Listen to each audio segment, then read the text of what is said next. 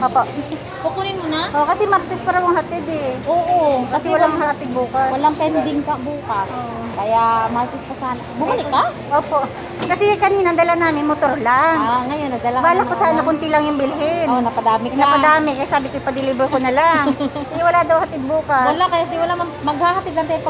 Kaya nagdala kami ng tricycle. Sige ma. Sige po.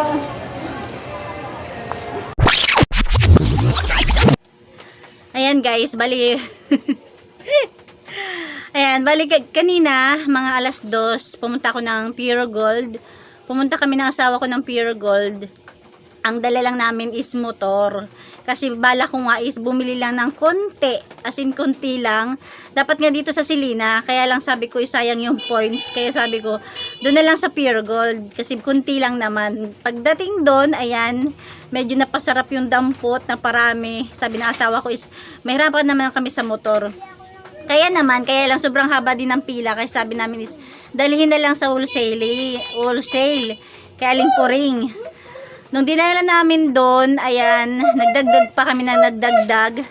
Tapos, kumuha pa ako ng isang box ng gin.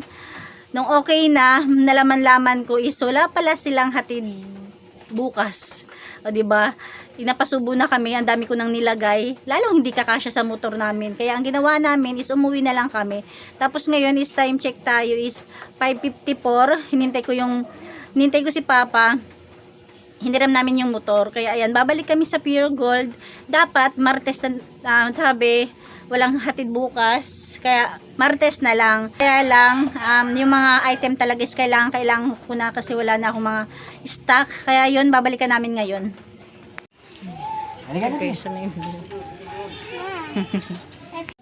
Let's go!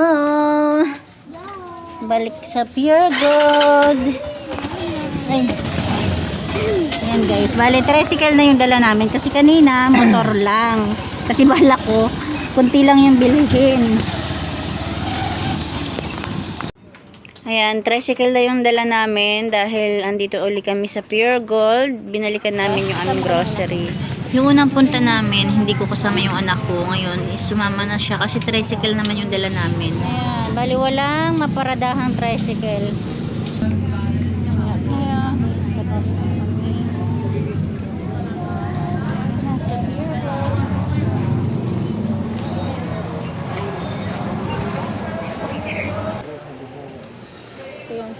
Paalam ka muna.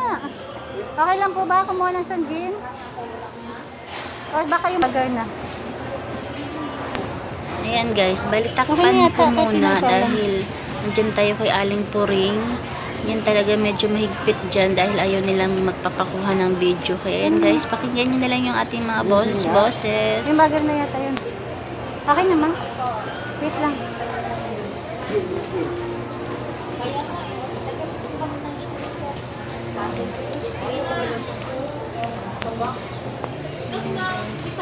Opo. Kukunin mo na? Oh, kasi Martes para mong hatid eh. Oo. Kasi walang hatid bukas. Walang pending ka bukas. Kaya Martes pa sana. Bumalik ka? Opo. Kasi kanina dala namin motor lang. Ngayon nadala ka Bala na ko sana naman. kunti lang yung bilhin. Napadami ka. Napadami. Kaya sabi ko ipa-deliver ko na lang. Eh wala daw hatid bukas. Wala kasi wala maghahatid lang tayo. Kaya nagdala kami ng tricycle. Sige ma. Sige po.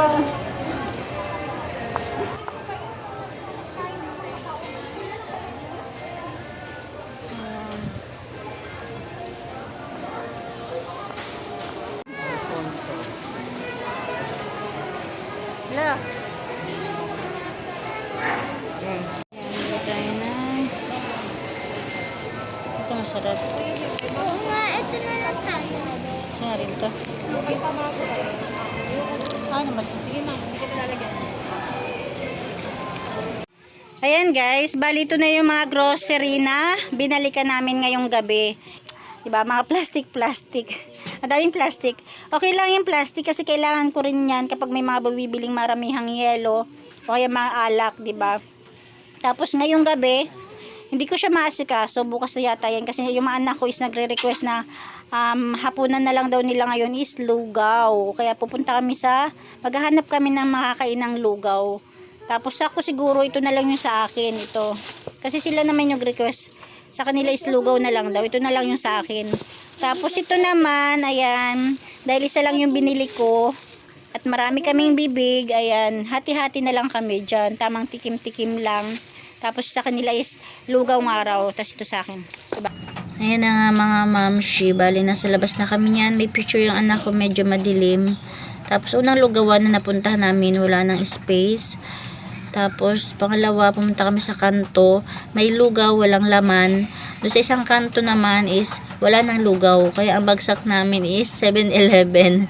Ayan, kaya dyan na lang kami kumain. Ayan, kahit papano is nakuhaan pala ko kami ng picture ng anak ko. Mga dalaga kong anak. Ayan. Kahit papano na picturean. Ano nga lang itsura. Yan lang guys. Thank you for watching.